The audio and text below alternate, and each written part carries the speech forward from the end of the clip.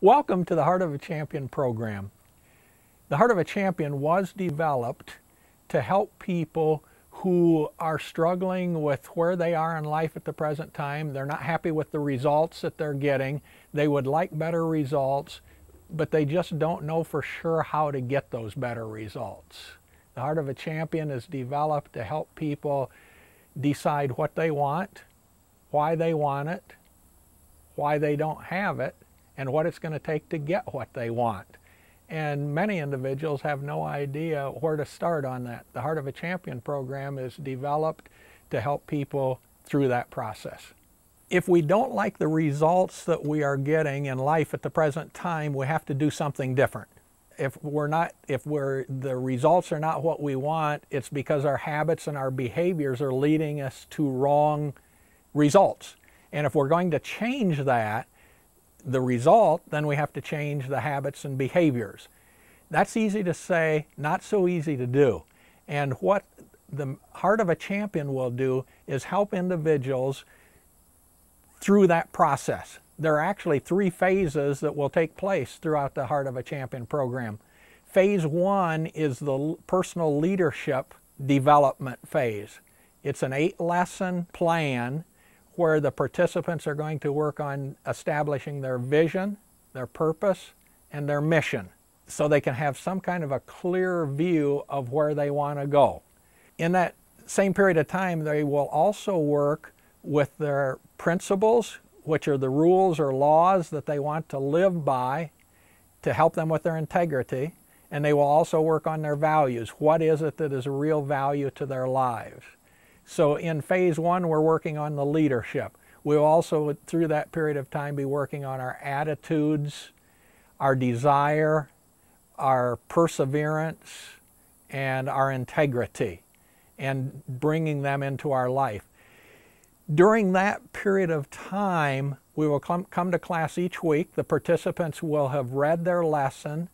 They will have listened to the lesson, which is going to be word for word what they read, and then they will do action steps at the end of the lesson. They will be listening, reading, and writing on the same thing. So we are affecting the brain in 3 different ways. We are trying to change habits and behaviors, and to do that, we have to attack the brain a number of ways. So that's the process that we are using through that. Each week, the participants will come to class. Prior to the end of class each week, they will establish a 7-day goal. For many of these participants, it will be the first time in their life that they have set a goal. The next week, they will come back and tell us how they did on their goal. They will come back most of the time very excited because they will have reached the first goal they ever set in their life that was an intentional goal, and there will be an excitement to that. They will also tell what the best idea of the lesson was and how they will use that in their life in the future. So we again are working on habits and behaviors. Lesson 5 is on planning for the future, and at that point we will introduce a daily planner to their life. Most individuals have never used a planner. The purpose of the planner, again, is to intentionally decide what we want to do over a day's period of time, and this planner also includes weekly, monthly planning along with the daily planning. But we are going to work with the participants on how to use that planner so that we can become proactive in life. Most people are reactive people. Life happens to them, they react to whatever has happened to them. What we are working on in this class is becoming proactive people, making things happen in their life rather than letting things happen to themselves. Take control over your life. Then the 3rd phase of the program is the action plan for their life. We divide our life into 7 areas. First is career, then financial, then family, then mental, physical, social, and spiritual. Each of these areas of life, we will decide what the participant wants, the what, that's the goal, why they want it. The why is the reason, and the reason has to be strong enough to create action to make the goal happen. Then we have to decide, why don't we have that? And basically we're listing the obstacles that are standing in the way of reaching those goals.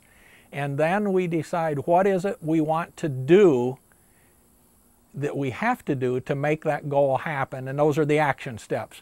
Once we've established the action steps, we put those in our daily planner because we have to make the action happen, and that's part of the purpose of the daily planner. We will go through each of the 7 areas of life in 3-week cycles. The first week we will do self-evaluation questionnaires. The participants will decide some of the areas that they want to focus on. Week 2, we bring a speaker in. For instance, in the financial area of life, we will bring a financial planner in.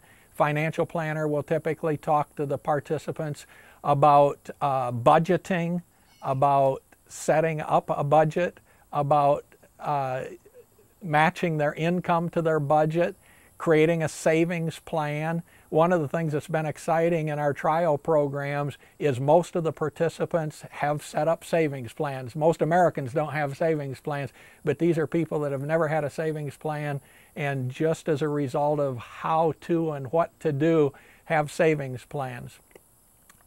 That's what we're doing in the plan of action for their lives. So then the last week, we clarify the goals that they want to work on in that area of life. And then the next week we move on to the next area of life, and we repeat that cycle. So we do those cycles over and over. That's 21 weeks actually before we get through that, but that is developing the plan for the rest of their life in those 7 areas. One of the things we found to be a big help in the program was finding mentors for the participants. Actually, a mentor becomes a coach, works with the individuals, works with the participants. And the purpose of a coach is to help people get places where they can't get on their own. All of us run into that. Sports is very interesting because all sports understand you need a coach to help you get where you want. As individuals, we tend not to like coaches, and it's always interested me to know that, that sports, which don't seem to really be as important to life, we have coaches, but when it comes to life, we don't have coaches. Mentoring can be a tremendous aid to the participants. A mentor's purpose is not to be a friend to the participant, but to help the participant get where they want to go. And sometimes they have to ask hard questions and give strong direction, but we have found mentoring to be very helpful in this process.